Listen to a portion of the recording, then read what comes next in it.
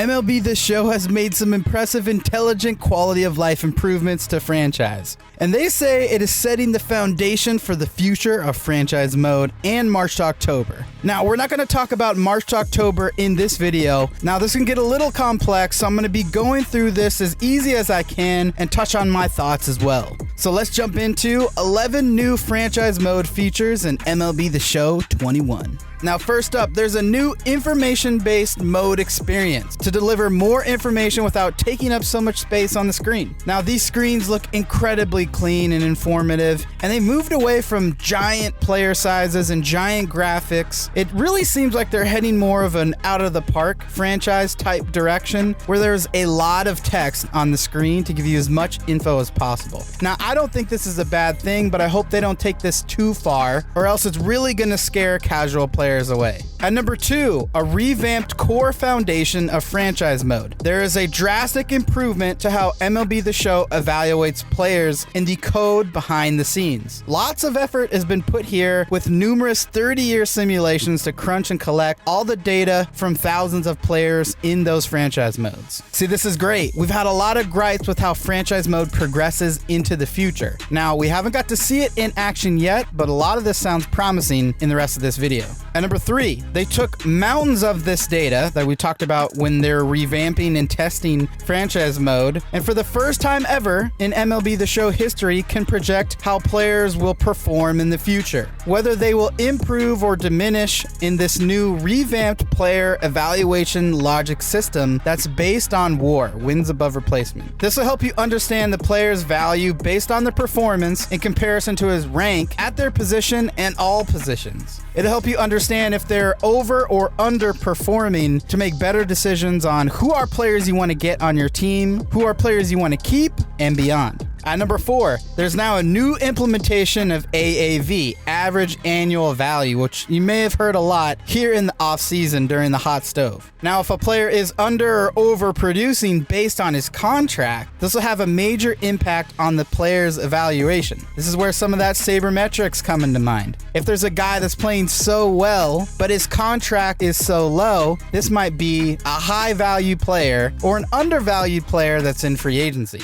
Now, this one is going to be big because so much of the time is contract and salary demands based on OVR and potential. But have you ever had a D potential player that just has incredible attributes and incredible performance? You find them being free agents or they just retire when they're 28. Now, this is going to make performance matter so much more than potential, especially with potential being able to change from year to year. At number 5, these two new systems that I've talked about, the player evaluation logic based on WAR and the implementation of AAV, creates a brand new way to evaluate players called the trade metric. Now, this is 25% based on their contract, 25% based on performance, and 50% based on attributes. This doesn't even take into account potential, really. Now, San Diego Studios is confident that the franchise community is going to love the intelligence behind these systems. I have to say, I'm incredibly excited by this. Like, I've always found ways to cheese a computer or seen players that have really just never really panned out or maybe not got the love that they want because of the flaws in the system previously. Now, for number 6, in addition to the trade metric, there's a new metric called the player metric, which establishes a player's value. This consists of their performance and their attributes. And with all of these things, with all these core foundations improved, that's allowed the MLB The Show team to do 3 incredible things. The first logic is the contract logic system, which leads to more realistic contract values based on trade metric, player metric, AAV. Secondly, the player metric will help the call-up and send-down logic system better adapt based on the WAR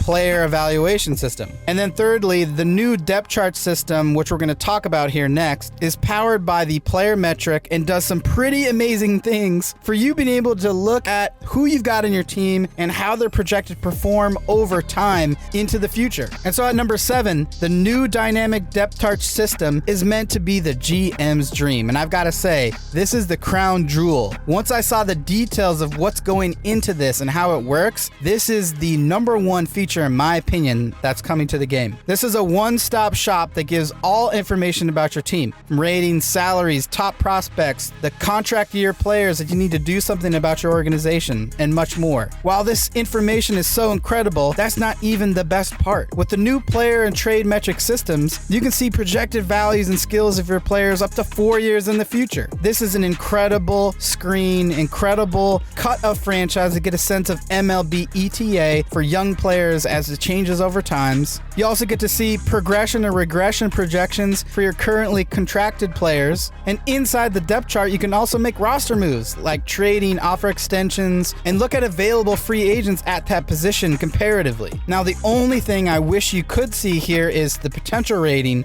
of your player next to their OVR. Now, worst case scenario, you can just hit triangle and look at the player card, and so it's not all is lost. Now, number 8, speaking of that player card, minor league stats are back on the player card. Now, I'm unsure why this ever was removed, but it's great to see it return. This will enable you to see historical stats from both minor league and major league years, giving you the total baseball player reference view. At number 9, there's a new improved budget system. Gone is the weekly display of budget figures. In its place is a new yearly system. Now, I personally never had issues with the weekly system. I was able to look at that and kind of figured it out over time, but I think this is going to help a lot of people. This system has new intelligence to project your budget based on the money that you've spent and are earning as well, in addition to the contracts. Additionally, there's postseason budget logic that's improved, so you can actually make more revenue if you go on a playoff run. At number 10, Stadium Creator. You can do a lot with Stadium Creator in franchise mode, much more than I thought you could. There's this new screen called Stadium Assignments, and you can assign stadiums to MLB and minor league teams. But here's the catch. You can only have 30 save slots used for your franchise, so that means you would either have to do all 30 MLB teams with no minor league teams, or maybe you just do the franchise team you're controlling and then 29 minor league teams. Really, there's a lot of flexibility and customization there, but unfortunately, you really can't do custom stadiums for everything, major and minor, only 30. Now, for me, I'm buzzing about this one. I can't stop thinking about Dot League Baseball 2.0, where every team will be relocated, rebranded, and have a custom stadium. Oh man, who wants to help me do that? And at number 11, new brand sponsorships. Now, this wasn't officially announced, but they snuck this as a little Easter egg inside of the feature premiere, and I saw some new brands here that you can have as brand sponsorships. There's B45 Baseball, 44 Gloves, G-Form, Easton, and Tater. And I'm guessing that's Tater Bats. And so B45 Baseball, you know, the good guys over there, they make Christian Pache's bat. 44 Gloves makes fielding gloves. G-Form is a lot of baseball equipment. Easton, of course, you know, makes bats and a lot of baseball equipment. And Tater does baseball equipment, but they also make Tater bats. So I'm hoping we see all of those into Road to the Show as well, which we probably will.